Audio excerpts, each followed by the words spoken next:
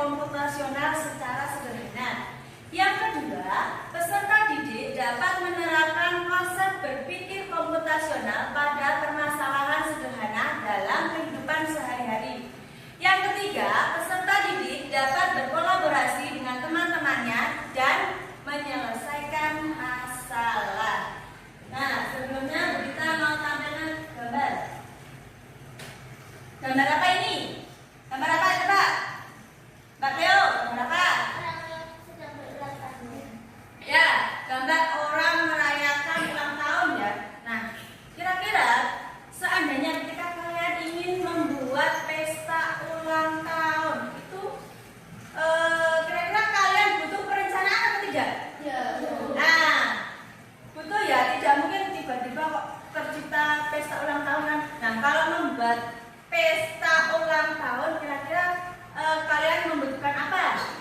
Apa yang membutuhkan kira-kira butuh apa? Perencanaannya membutuhkan apa aja kira-kira? Nah, ingin membuat pesta ulang tahun, pertama kalian menentukan apa? Mau diajukan di mana pestanya? Terus apa lagi? Harinya, waktunya. Oh iya, waktunya, harinya, menentukan hari dan waktu berarti. Terus yang ketiga tadi apa? Selain itu apa lagi? Selain menentukan hari, tempat, ya apa mana? Apa lagi? Kalian makanannya mau apa? Ya kan? Ya, milih makanannya apa? Menentukan makanan, misalnya lagi. Selain itu apa lagi setelah menentukan makanan? Apa? Acaranya mau gimana? Atau hiburannya mau apa kan? Ya, rencana atau perencanaan untuk melakukan sebuah pesta ulang tahun itu juga termasuk salah satu contoh berpikir komputasional. Nah, apa sih berpikir komputasional itu sebenarnya?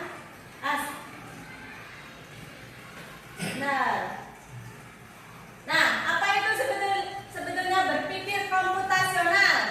Berpikir komputasional apa? Ada gambaran sedikit nggak? Ini berpikir komputasional itu adalah kemampuan untuk memecahkan masalah dengan cara yang sistematis dan logis seperti yang digunakan dalam ilmu komputer. Sistematis itu berurutan, ya. Logis ya sesuai logika logis. Tuh, apa itu definisi dari berpikir komputasional. Nah, supaya kalian lebih paham, kita saksikan terlebih dahulu video tentang berpikir komputasional. Diperhatikan ya. Pengenalan computational thinking. Hai teman TC, coba tebak apa artinya computational thinking atau berpikir komputasional? Adakah yang bermata jeli dan melihat kata komputasional di sini? Jadi mungkin ada hubungannya dengan komputer ya? Iya, betul sekali. Jempol buat kamu yang sudah menebak dengan benar. Berpikir komputasional adalah proses berpikir untuk menyelesaikan masalah dengan efektif dan efisien. Dalam ilmu komputer, proses berpikir ini dilakukan sebelum mulai menulis coding atau pemrograman. Jika sudah direncanakan dengan baik, maka coding yang ditulis akan sesuai dengan kebutuhan dan dapat diselesaikan dengan cepat dan tepat. Tapi ternyata berpikir komputasional juga bisa dilakukan tanpa komputer dan tanpa internet loh. Malah sebenarnya kita pun sudah menerapkannya dalam kehidupan sehari-hari, mulai dari membuat strategi, mencatat ringkasan pelajaran, hingga menyiapkan tas untuk sekolah besok. Wah, kalau kita sudah bisa menerapkannya setiap hari, berarti kita semua sudah mahir loh. Belum tentu. Contoh-contoh tadi kan menerapkan berpikir komputasional pada masalah yang sederhana.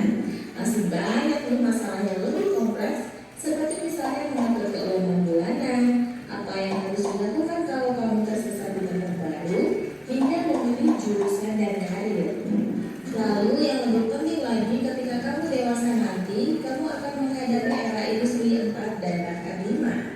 Di sini kamu perlu kecepatan untuk memanfaatkan dunia digital, mulai dari mencari dan memilah informasi yang kamu perlukan.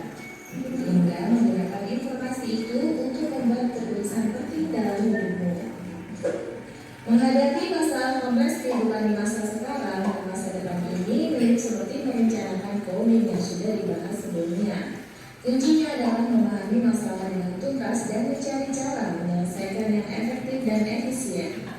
Nah, kalau begitu, bagaimana agar kita bisa berpikir komputasional? Sekarang kita bahas ya, 4 landasan dari berpikir komputasional. Yang pertama, dekomposisi. Dekomposisi artinya membagi masalah kompleks ke bagian yang lebih kecil agar mudah diselesaikan. Misalnya, kamu ditunjuk jadi ketua panitia lomba 17-an. Maka, untuk memudahkan pelaksanaan, kamu bisa menunjuk panitia bagian acara, konsumsi, publikasi, keamanan, dan lainnya. Yang kedua, pengenalan pola. Artinya mencari kesamaan dan pola di antara bagian-bagian masalah kompleks yang sudah dipecah. Nah, tadi kalian sudah melihat video tadi tentang berpikir komputasional. Bu Citra mau tanya, tadi di dalam berpikir komputasional ada berapa prinsip atau komponen dari berpikir komputasional? Ada berapa tadi? Ada 4. Apa saja coba? Apa tadi?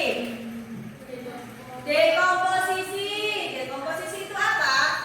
Memecah masalah yang besar menjadi masalah yang kecil-kecil. Jadi diurai dari yang besar diurai menjadi kecil. Yang kedua apa? Yang kedua apa Mbak Dia? Apa tadi yang kedua? Pengenalan pola. Pengenalan pola tadi berarti kita harus mengamati apakah ada kesamaan atau pola-pola tertentu dari permasalahan. Terus yang ketiga apa? Apa tadi yang ketiga? Abstraksi. Abstraksi itu tadi apa? Tadi contohnya di situ tadi mau cerita ke temannya kan tidak semua diceritakan. Nah, menceritakan atau menyaring informasi yang penting-penting saja. Jadi tidak semua informasi itu diceritakan, tapi disaring yang penting-penting saja. Itu abstraksi. Yang ketiga apa? Yang keempat. Yang keempat terakhir apa? Algoritma. Algoritma itu adalah apa tadi? Menyusun langkah-langkah untuk penyelesaian. Nah, kalian harus ingat-ingat itu tadi ya. Nah, sekarang tadi kan di sana udah ada contoh-contoh. Nah, di sini nah, Bu Dita ada teh. Di sini ada teh. Ya, sudah di sini.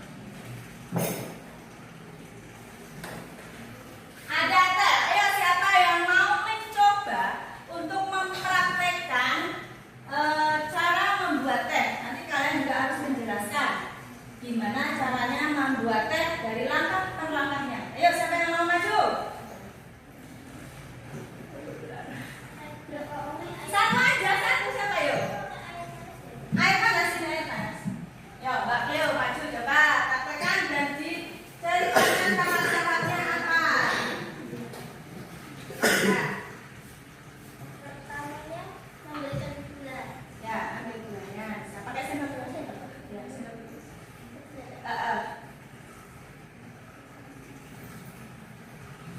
Terus langkah kedua apa? Ya, memberikan air. Air panas.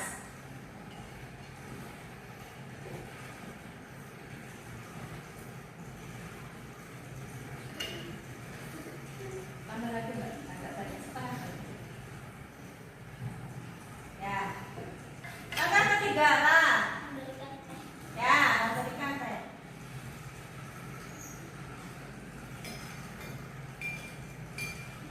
Langkah keempatnya diaduk, terus tehnya diapakan? Dicelup-celup ya. Ya, dicelup-celup. Ya. Sudah? Setelah itu ya, teh siap dihidangkan. Terima kasih untuk Mbak Cleo, coba tepuk tangan. Terima kasih Mbak Cleo sudah berani mencoba. Nah, ini termasuk cara membuat teh itu termasuk dalam berpikir komputasional langkah-langkahnya, karena kita kan mempunyai langkah-langkah untuk membuat teh. Tadi pertama apa tadi ya? Tadi